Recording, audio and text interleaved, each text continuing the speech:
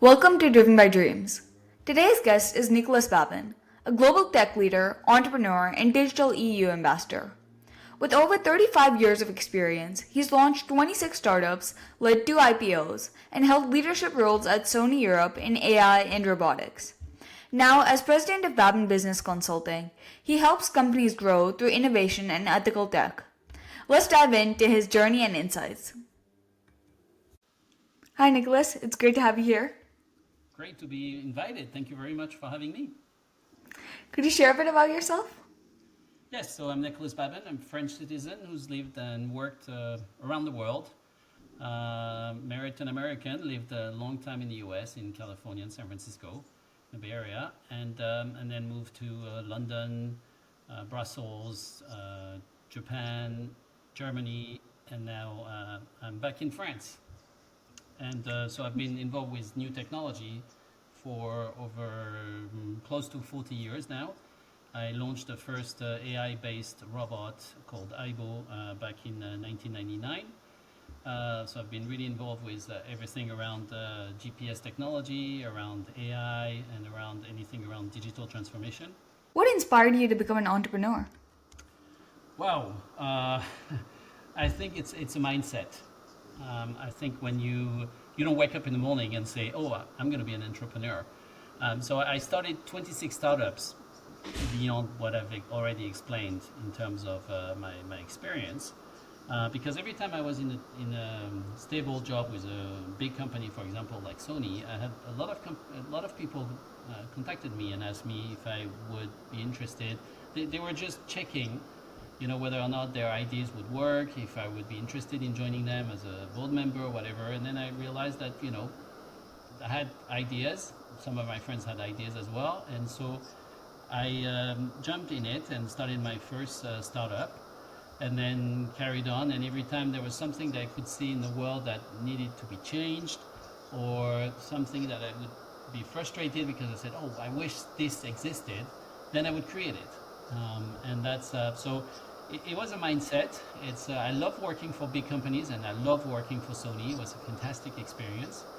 But being your own boss and being able to spend time as you wish with your colleagues, with your friends who have invested and believed in you is something that I feel is just a fantastic feeling. And that's the reason why I created 26 startups. I failed about 15 times. I still have 11 startups still alive. I'm still involved with 7 of them as board member because I don't do anything with them anymore in terms of everyday management. But as I say, it's a mindset. I think you have it or you don't. And if you want to change the world, if you want to change a niche market, for example, if you want to change your everyday life, this is something we need to do. That's amazing. How did you get that confidence to start those startups? I mean, it must have been hard at first. It was very hard, to be honest with you, because you think, oh wow, yeah, an entrepreneur is nice, you're your own boss, you work whenever you want. No, actually, you work 24/7. You have no weekends, no family time, no vacation. You just work. And it's hard because you're convinced about your product, you're convinced about your concept, and then in front of you, especially in Europe, less in the US, but in front of you, you have a lot of people who are basically going to spend their days telling you that you're wrong. So you're asking for money. They say, no, I can't give you any money because I don't think your idea is good. Well, these people in front of you, they are bankers, they are investors, right? And so what do they know about my idea in my specific niche? I'm going to give you a very good example on this one. I created a startup with a good friend of mine that helped diabetes patients to become more autonomous because when you have diabetes, if you are in hypoglycemia or hyperglycemia, you have a risk of dying, you have a risk of losing consciousness. And so basically it's really difficult for somebody who has diabetes to say, for example, I'm going to go for a 2-hour bike ride because you never know exactly, well, you kind of know, but it's not for sure when your blood level or your glycemia is going to be okay. So we had invented this product called IB Live that really helped, that did a lot of prediction using AI. That would say, so you would tell the app and say, I'm going for a 2-hour bike ride. And the app will say, well, hang on, in 20 minutes, I predict you're going to have a low blood level, low sugar blood level. And so the system will say, you need to test yourself in about 20 minutes, 19 minutes before the system, after the system will call you and say, have you checked yourself? And then you would see, and then you would inject yourself with insulin.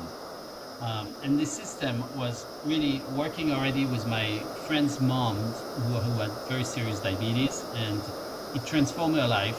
She was going back to dancing. She was in the 80s. She was going back to dancing. She was going back to the movies. It was like really transformed her life. And so we went and wanted to raise funds.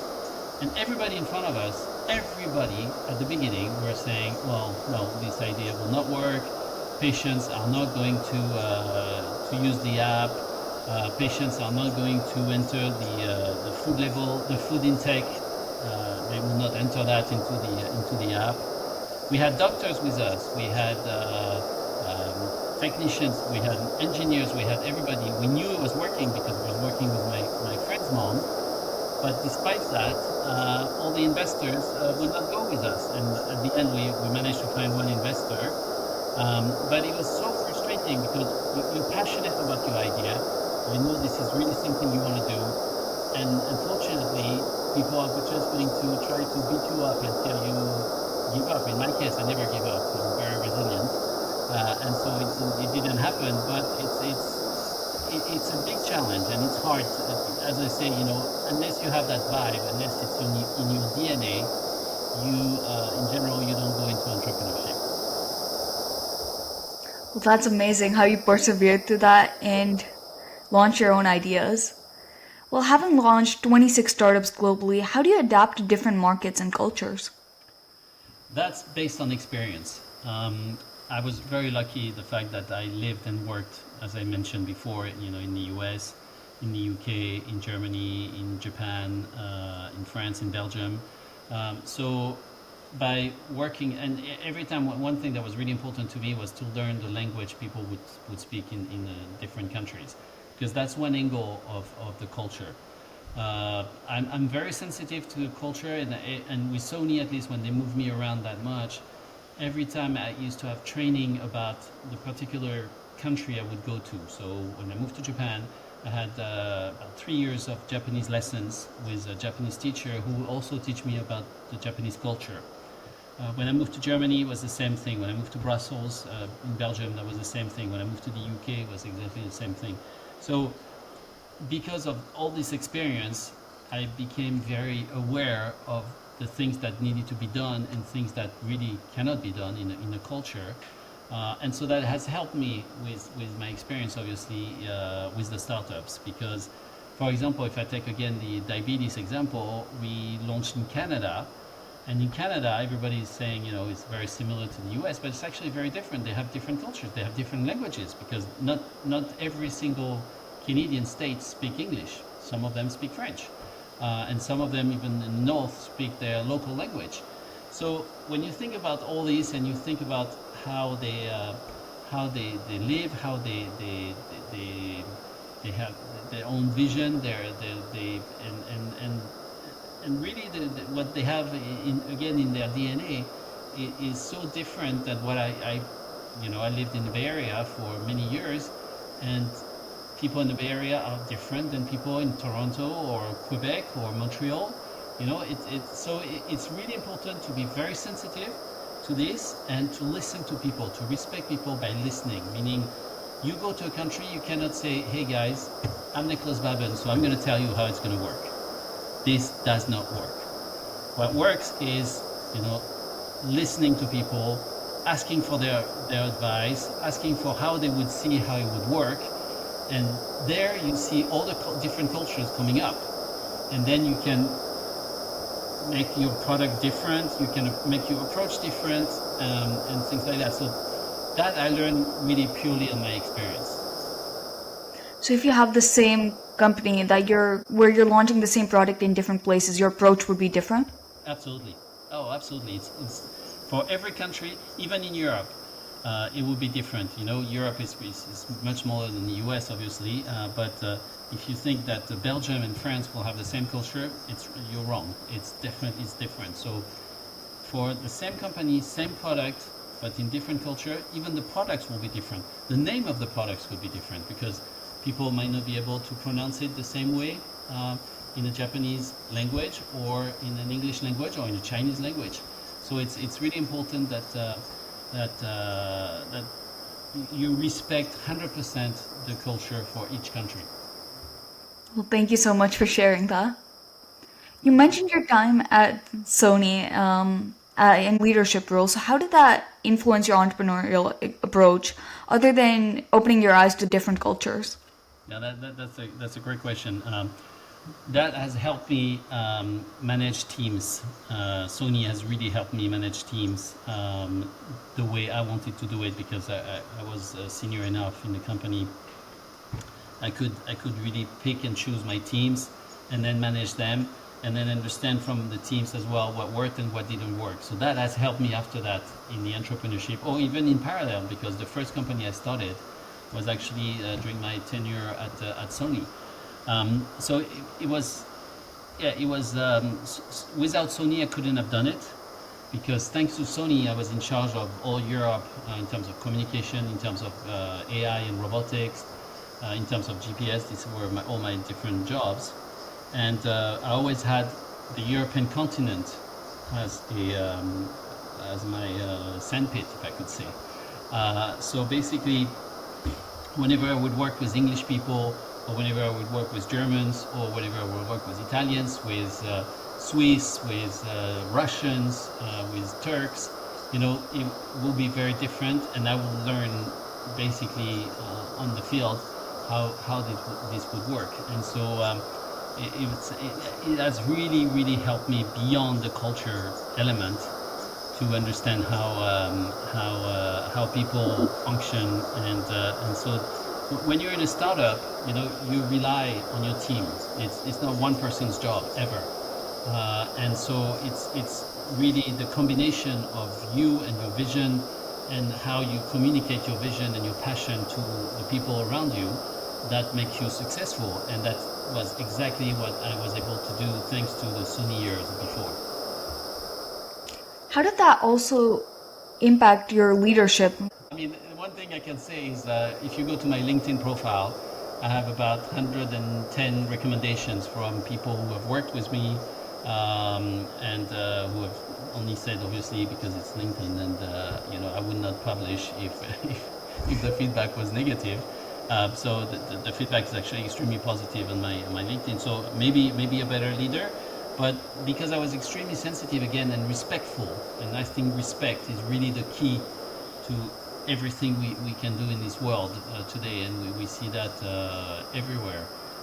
If you show respect to the person in front of you, and if you understand what they're telling you, and you listen and you express why you think that way, because obviously I'm not saying, you know, you need to be a yes man ever, but it's important to be able to have that communication going, and understand basically what others are understanding. So for example, you know, you send an email and you're pretty upset because you had a fight with your friend, or because your parents were not reasonable, or whatever.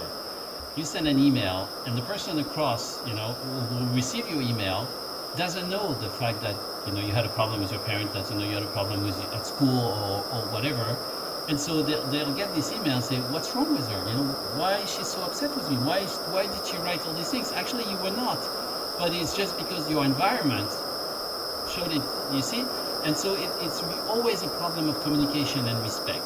When you think about it and you look at your email again and say, oh, maybe I shouldn't have written it this way because X, Y, Z, and you then call the person and say, I'm really sorry, I realize that you could have misunderstood, or you could have interpreted it in a different way. I apologize, this is really not what I meant.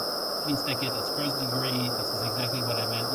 These type of things, and understanding that we're not perfect. Nobody's perfect. Obviously, I'm far from being perfect. And so when you realize that, and you realize you're not always right, and you listen to people telling you what they think, then it's key to leadership. To me, a leader is a door opener. I'm taking this image here because what you need to do is to make sure that at least you are successful in making the people who work with you successful, right? So you open doors and you let them go first. And I always felt that I was a good leader as long as my people will be better than me. You see what I mean? So I didn't have any problems with people, being more right than me or whatever. It was great because then I would learn, and even me as a person, I would learn. So it was what was important to me. That was always the way I functioned. That's a great mindset to have. It takes guts to own up to your mistakes. So did that come naturally to you? So many mistakes, I guess it did. Because either you go in full depression and say, well, I'm sorry, I'm only making mistakes, or you learn from your mistakes, and I think it's Mandela who used to say, I either learn or what was his expression? Sorry, it was about the fact that actually you never lose, because he said, I either win or I learn. So what he meant was, like, even if you fail, you don't lose because you will have learned something. And failure is actually part of the mistake. It's part of the success, sorry. That's so important, because if you don't fail, then you don't know what could go wrong. And that's the story. So that's why it's so important to fail. And I think in the US you have that great culture about, you fail, but you're going to get up again. In Europe, we don't have that, and it's a long battle with my clients and with my people who work with me, for them to understand that it's okay to fail. It's absolutely okay, and I want them to fail. And sometimes they will be like, "Are you mad?" No, it's really important. Please do fail, and then don't make the same mistakes 2 or 3 or 4 or 5 times, obviously, in a row. But at least you will learn something when you fail, and that's really, really important. Well, speaking of failures and mistakes, what are the biggest mistakes you see founders make when they're trying to scale their business? The mistakes I have seen that basically is listen to egos, and that has been probably the biggest mistake, because it's like when, in general, in a startup, you always have 2, 3, 4 people, co-founders, and if you let your ego dictate for you, or at least make decisions for you, then it's going to be a terrible mistake. Because if you've built a company with friends, and so that means that there's a basis, there's a foundation with your friends, obviously, and it's in everyday's life. I mean, you have friends because you share something with them, and if you let your ego, because, for example, you're invited to a dinner, and actually you're the only one invited in the company, and so the others will be upset, saying, well, why was I not invited? Well, that's okay. The best thing is to remember is the fact that what's important is the company. The company needs to go first, right? And let your ego on the side. It's really, really hard. I'm not saying it's easy, but as long as you know that, you're going to be successful. And this is probably the biggest mistake I've seen in many companies. It has happened to me as well with some of my associates, that sometimes they were upset because I have more experience, or I know many more people because I've worked all around the world, and they will be like, yeah, well, I don't think you should be going there. I think you should be me. I said, well, but hang on, they invited me. I'm not doing it for me. I'm doing it for the company. And so, it's again about communication, about respect. I always go back to these points because they are critical to be successful as an entrepreneur. That's great advice. Thank you. You're welcome. That must be a tough situation to be in, though. So what's the best way you would navigate that in any situation, always being respectful? Well, the best way is communicate. Over-communicate with people. Tell them how you feel. Tell them that you understand how they feel, and try to find middle ground. That's the only way. That's really, I don't have any other advice. I don't know how else you could do it. So it's really over communicate. Yeah, well, thank you. How do you see the role of AI and robotics evolving in the healthcare and retail sectors? I think it's the area where healthcare is the area where really AI is going to be the best tool for the planet. Why? Because AI is about augmenting humans. So that means it's a tool where human is always at the center of everything. So when you're a doctor, and let's see you have imagery, and your job is to go through X-rays, through scanners, MRIs, all these things. For example, your eye can only see a tumor when it's over 2 millimeters big. And a AI algorithm, AI model has been trained with over billions, and I'm not exaggerating, but billions of pictures, can actually predict tumors, but also can see tumors because it has learned from all the history of the patient, and can see tumors even below 2 millimeters. So that's what I'm calling about human augmented. It's the doctor is going to make the final call, but the doctor will have access to so much information that it will be much more successful than ever before. And it's happening now. So, I mean, one example, COVID, we found a vaccine for COVID in less than a year, which was never, ever, ever, I mean, in the history of the planet, it has never happened before. Why? Because AI has helped. AI had data that basically told him, where it was coming from, told him what it was doing in terms of virus, and AI was able to compute at a speed that human brain is not capable of doing it. Human brain is today the most unbelievable element or way of thinking. AI cannot join and cannot be close to the human brain, because today AI is based on an activity. So if you want to talk, you have the NLP, natural language processing. That's one type of model. If you want to recognize a photo, that's another type of model. If you want to create content, that's what we call the LLMs, the large language models. So AI is about different activities, different type of models.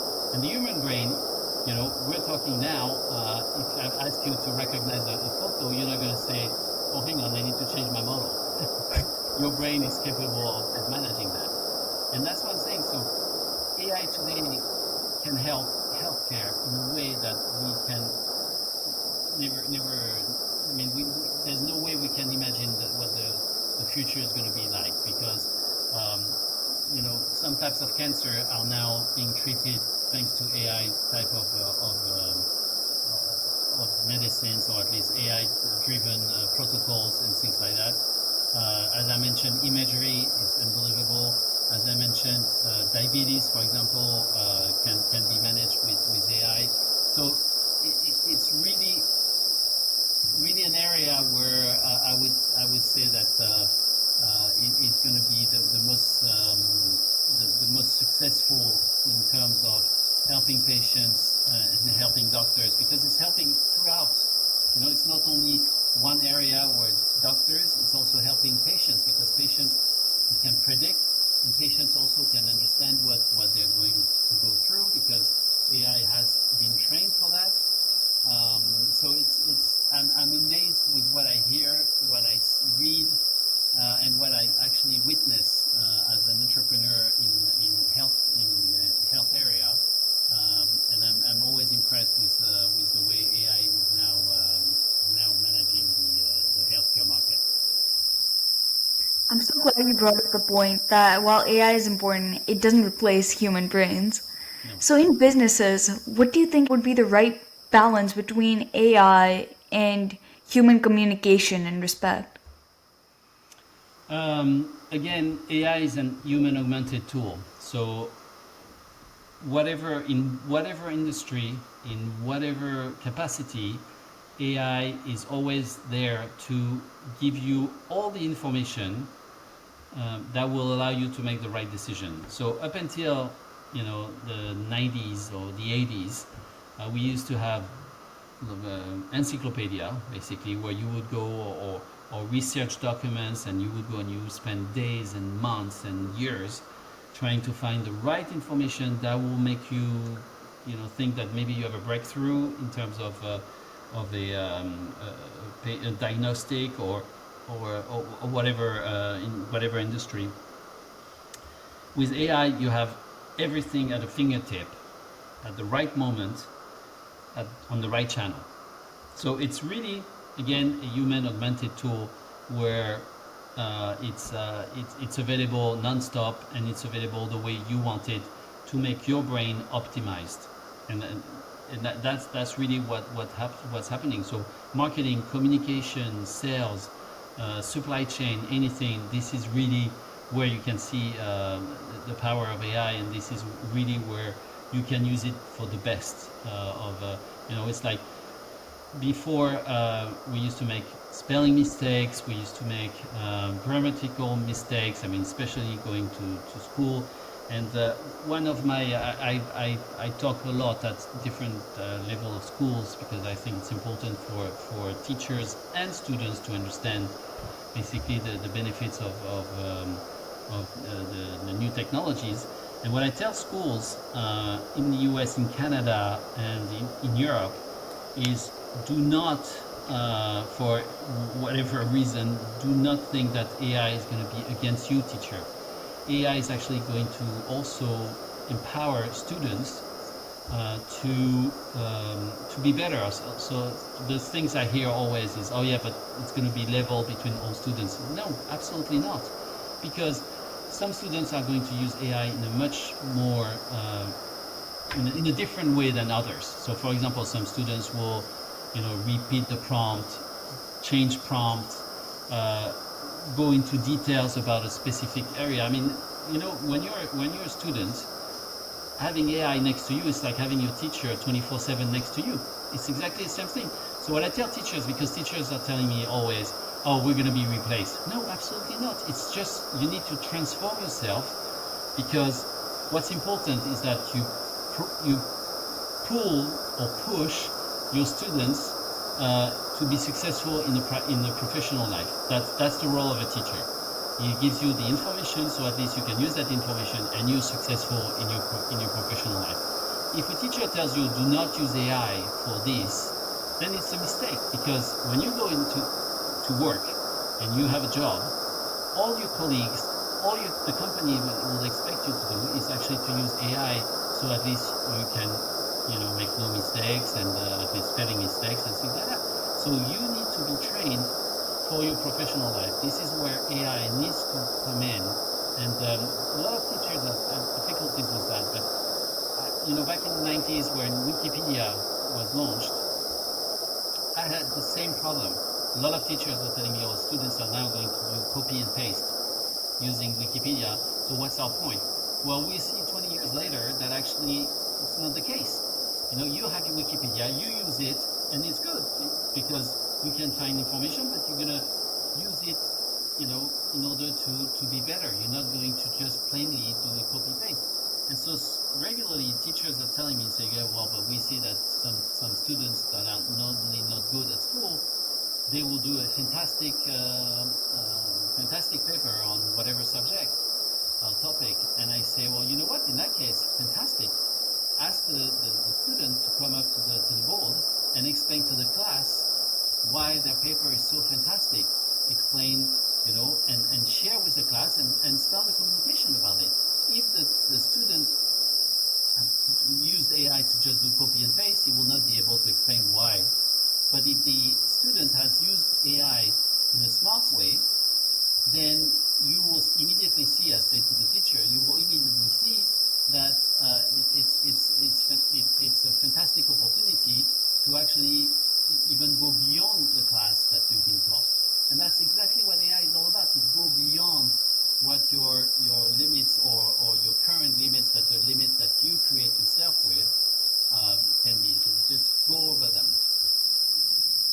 Well, thank you so much for sharing that. You mentioned helping others is your biggest passion. So how does that shape the way you work with startups and leaders? Well, again, it's like being a mentor to the entrepreneurs, and that's what I do most now. Because, as I said, I created 26 startups, and I'm done. Basically, I'm done. Not waking up in the middle of the night, wondering about my product, wondering about my company, wondering about how I'm going to pay my employee salaries and things like that. So what I do now is really I help. All the entrepreneurs I'm in contact with, and I give them, type of advice that I'm giving you right now about the fact that they can be very successful. They need to listen to people. They need to be careful also with investors telling them that they have a stupid idea, because it's mostly not the case. Very often not the case anyway. And so that's what I do today is really towards the end of my career, because I'm almost 60 years old. Being able to tell entrepreneurs that at least they have the right mindset, because they have proven themselves. They've created a company, and to explain to them how I see it. And again, I'm not God. I don't have the answer to everything, but at least I can make them think about why they should, think differently, or why they should approach something in a different manner and things like that. So that's what I like doing today. Well, I've really enjoyed and learned a lot from our conversation today, Nicholas. So thank you. You're very welcome. I really enjoyed myself as well. I think your questions were very pertinent, and I hope your listeners will be able to get something out of what I said. I'm sure they will.